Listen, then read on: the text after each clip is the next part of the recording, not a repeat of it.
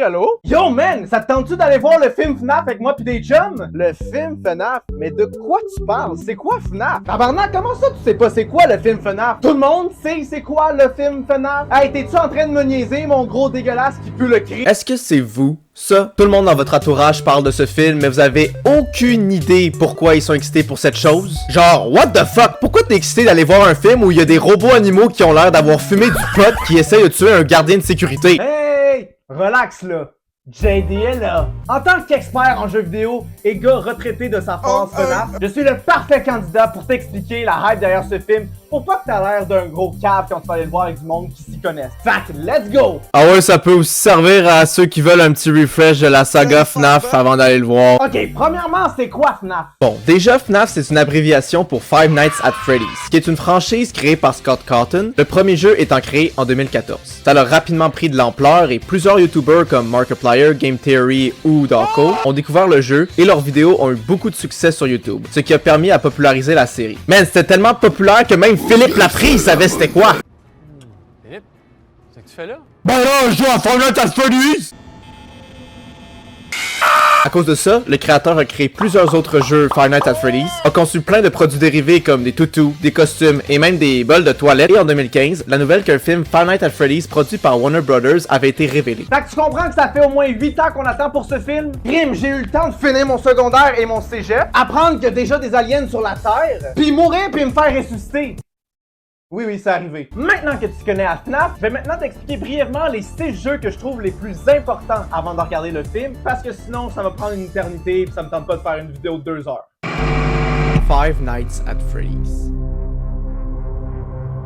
Five Nights at Freddy's, c'est le jeu qui a tout commencé. Le concept, c'est que t'es un gardien de nuit nommé Mike Smith, qui doit veiller sur une pizzeria nommée Freddy Fazbear Pizza, de minuit jusqu'à 6h AM. Tu vas te faire appeler chaque nuit par le Phone Guy, un perso très iconique de la saga à cause de son...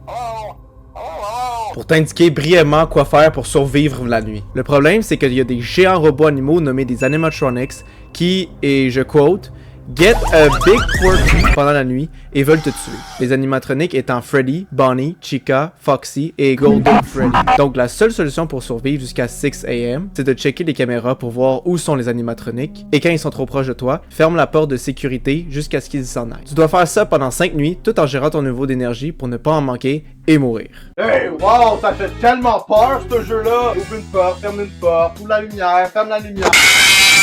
Ouais, c'est ça qui arrive quand tu fais pas attention. Un autre aspect qui a fait en sorte que Five Nights at Freddy's a eu un grand succès est l'histoire omniprésente que le jeu offre. Le premier jeu donne quelques petits indices comme des papiers journaux qui informent que 5 enfants qui ont visité la pizzeria auraient disparu. On suppose alors qu'un gars nommé William Afton aurait tué ces 5 enfants et aurait caché leur corps dans les mascottes du jeu. Ce serait la raison pour laquelle ils sont capables de bouger puisque chaque fois qu'un enfant se fait tuer par William, leur esprit possède un des animatronics. Le Phone Guy nous informe aussi qu'un événement nommé The Bite of 87 aurait eu lieu, où un adulte se serait fait manger le crâne au complet par un des animatronics. C'est pas mal simple à date, mais la lore ne fera que se développer de plus en plus et devenir de plus en plus épeurant avec... Five Nights at Freddy's 2. Ok, c'est là que ça devient intéressant. Five Nights at Freddy's 2 sort à peine 2 mois après le premier, et est tout simplement une amélioration dans tous les sens. Le gameplay fait beaucoup plus stressé, vu que maintenant tu dois charger une boîte de musique pour pas qu'un monstre appelé la marionnette te fait le saut, et en plus, y a plus de porte! À la place, tu dois checker les ouvertures de ton bureau avec ta flashlight pour voir qui s'en vient dans ton bureau. Et s'il y en a un qui rentre, t'as juste à mettre un masque de Freddy et ils vont s'en aller. Hey, en y pensant, c'est quand même drôle que ça marche aussi bien. Imaginez dans la vraie vie si c'était pareil. Chérie, là t'as pas rangé la vaisselle, t'as pas plié le linge, pis t'as encore laissé le chien chier par terre! Oh fuck, faut que je trouve de quoi pour la faire partir. Ah. Sérieux, je suis plus capable! Hey, it's me, Mr. Worldwide. Pitbull! Ah, désolé, je vais pas te déranger, faut que j'aille trouver mon chum! Dans ce jeu, on est introduit à de nouvelles faces, comme les animatronics jouets, qui sont en fait une version plus jolie des anciens animatronics, surtout Toy Chica, oh my god! Mangle, une version fille déranchée de Foxy, le Chris de Balloon Boy qui vole tes batteries, et la marionnette que j'ai mentionné tout à l'heure. Les anciens persos sont aussi de retour, mais un petit peu détruits. Juste un peu. C'est aussi là que l'histoire prend de l'ampleur. On apprend que le jeu est un prequel et se passe dans la même année du fameux Bite of 87. Aussi, on est introduit à des mini-jeux pixelisés qui explorent encore plus l'assassinat des 5 enfants disparus. On est aussi introduit à un gars nommé le Purple Guy qui est un avatar pour représenter William Afton. Pas plus d'informations pour ce personnage, mais le prochain jeu fera sa job pour l'introduire encore plus. Five Nights at Freddy's 3. Même pas après 5 mois, Scott sort un troisième jeu Five Nights at Freddy's, mais avec plusieurs changements. Le jeu maintenant se passe 30 ans plus tard, cette fois-ci dans un labyrinthe d'horreur basé sur le passé de Freddy Fazbear Pizza. Certaines mécaniques reviennent, comme les caméras des 2 premiers jeux, mais beaucoup de choses ont changé. Premièrement, t'es contre un seul animatronics appelé Springtrap. Tu peux le contrôler en jouant un audio pour le faire bouger à la place que tu veux. Ok ouais, techniquement, il y a les animatroniques fantômes, mais il sert juste à te donner des handicaps, comme couper ta ventilation. Tu dois aussi, une fois de temps en temps, régler les problèmes de caméra, d'audio et de ventilation grâce à ta console. Chris, je te jure, il y a toujours quelque chose qui marche pas dans leur établissement. Il y a toujours une patente à gosse focale qu'il faut que tu fasses pour survivre la nuit. Ok, fait que la seule job que t'as vraiment à faire, c'est checker les caméras pour pas qu'on se fasse voler, là. Ah ben là, ça a l'air facile. Ouais. Oh, attends, j'ai failli oublier. Faut aussi que tu conserves l'énergie, sinon si on en manque, ben tu vas te faire tuer. Il y a aussi des robots qui bougent pendant la nuit. Fait que fais attention parce qu'ils peuvent te tuer. Si tu fais pas un backflip à chaque minute sans plier les jambes, tout en chantant tu me tiens par la barbichette, ben tu vas avoir une crise cardiaque puis tu vas mourir. Ben voyons donc. Ok, fait que bonne chance là. L'histoire continue toujours sous la forme de mini-jeux, et on apprend en fait que Springtrap, ben c'est Purple Guy qui, en étant confronté par les esprits des enfants qu'il a tués, rentre dans un costume mécanique de bunny jaune, et à cause d'un malfonctionnement de l'engin, il se fait littéralement écrapoutiller par le mécanisme et reste pris dans le costume à jamais, comme une prison. Fun fact, c'était supposé d'être le dernier jeu de la série vu que la fin montrait que le building qu'on travaillait dedans s'est fait brûler avec tous les esprits et le Purple Guy à l'intérieur. On pensait que c'était fini, mais non! Five Nights at Freddy's 4.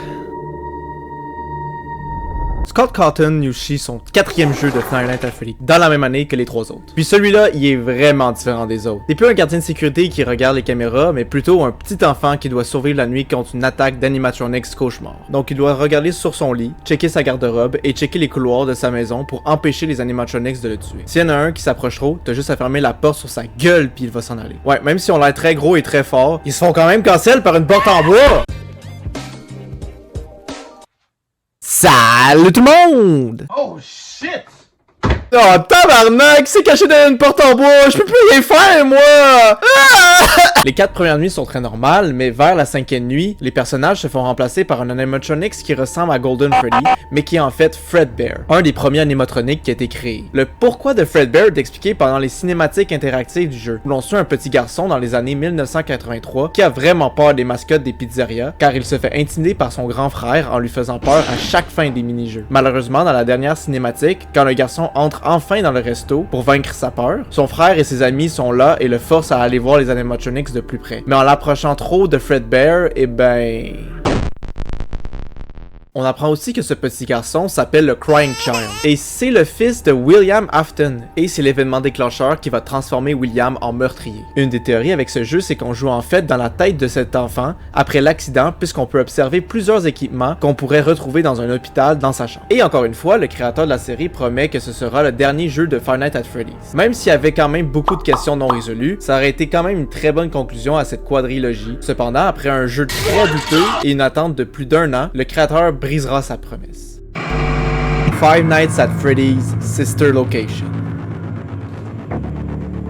Five Nights at Freddy's revient avec Sister Location, et c'est le jeu qui a changé le plus la formule des FNAF. On doit toujours survivre pour 5 nuits, mais cette fois-ci, on est dans une division sœur de Freddy Fazbear Pizza, plus précisément à Afton Robotics, là où William Afton, le Purple Guy, crée les animatronics pour les restaurants. Chaque nuit, on doit résoudre des puzzles différents, tout en rencontrant des nouvelles faces comme Baby, qui est possédée par la fille de Purple Guy, Elizabeth, des versions Funtime de Freddy et Foxy, ainsi que Ballora, qui est... oh my god, encore! À la fin du jeu, on apprend que les animatronics, c'est des expériences créées par William Afton, créées pour pouvoir capturer et tuer des enfants pour lui. Ils se rendent compte de cela et veulent s'échapper de la bâtisse. Pour ce faire, ils décident de se fusionner ensemble pour créer Ennard, et manipulent le personnage principal pour qu'il aille dans le Scooping Room pour se faire enlever sa peau pour que les animatronics puissent avoir l'air humain lorsqu'ils sortiront de la bâtisse. Honnêtement, je l'ai expliqué pas mal simplement et rapidement, et j'avoue qu'il y a quand même vraiment beaucoup de détails et d'histoires qui sont développés dans ce jeu, mais qui sont pas vraiment nécessaires pour comprendre l'histoire générale du jeu. Par contre, le peu d'informations que j'ai donné va servir à comprendre la finale de la saga Five Nights at Freddy's dans Freddy Fazbear Pizzeria Simulator. C'est après un an d'attente que Scott Cawthon crée un de ses derniers jeux FNAF auquel il aurait fait officiellement partie avant de prendre sa retraite. Freddy Fazbear Pizzeria Simulator a été créé vraiment pour donner une vraie conclusion à la série puisqu'il était gratuit à sa sortie. Ce jeu est plus fait pour l'histoire car le gameplay est assez simple. À la surface, c'est un jeu de gestion de pizzeria où tu dois construire ton propre restaurant en gérant bien ton argent. Le soir, c'est un jeu Five Nights at Freddy bien normal et tu dois compléter des tâches sur ton ordi sans te faire tuer par les animatronics que tu as récupérés sur le bord de la rue. Je pense par contre que le bout le plus apprécié du jeu et même de la série en général, c'est le speech de Henry à la fin du jeu, où je pense que tout le monde qui l'a écouté pour la première fois était comme Oh my god! J'ai rien compris. Bon, pour commencer, il faut aller dans le passé. Car il y a un personnage que j'ai jamais vraiment mentionné à date, et c'est Henry. Henry travaillait pour les pizzerias de Freddy Fazbear Pizza avec William Afton. Il s'occupait de faire les robots, alors que William faisait les costumes. Tout allait bien jusqu'à ce que le fils de Purple Guy se fasse tuer par une des créations de Henry. Envahi par la rage, il tue alors dans une soirée oragée la fille de Henry. Bien sûr, il ne savait pas que c'était William qui l'avait tué, mais sa mort l'a bouleversé et se retire de la franchise à jamais. William Afton par contre continue sa streak d'assassinats sur plein d'enfants des différentes pizzerias. Henry, après un certain temps, sait très bien que William est le coupable de ces meurtres et décide de concocter un plan. Dans le jeu, on joue le deuxième fils de Purple Guy, Michael Afton, qui essaie de retrouver son père en cherchant des jobs dans des restaurants de Freddy Fazbear Pizza. Henry sait ça et décide de créer le restaurant de Pizzeria Simulator pour que Michael prenne charge de l'établissement. Entre chaque nuit, tu dois récupérer des animatronics toutes bousillées dans ton resto car une personne a bizarrement trouvé ses mascottes sur le bord de la rue. On retrouve une version brisée de Baby, un mix de tous les robots de Sister Location sous le nom de Molten Freddy, Lefty, où se cache la marionnette, et... oh, calisse, encore toi! Tous ces mascottes sont encore possédés par les victimes du Purple Guy, ou par Purple Guy lui-même, et il ne reste qu'eux à tuer pour que tout le monde soit libéré. Donc lorsque Michael Afton, les animatronics et Springtrap, aka Purple Guy, sont tous réunis dans le même bâtiment, Henry fait tout brûler pour enfin libérer tout le monde de la souffrance que William Afton a causé à tout le monde.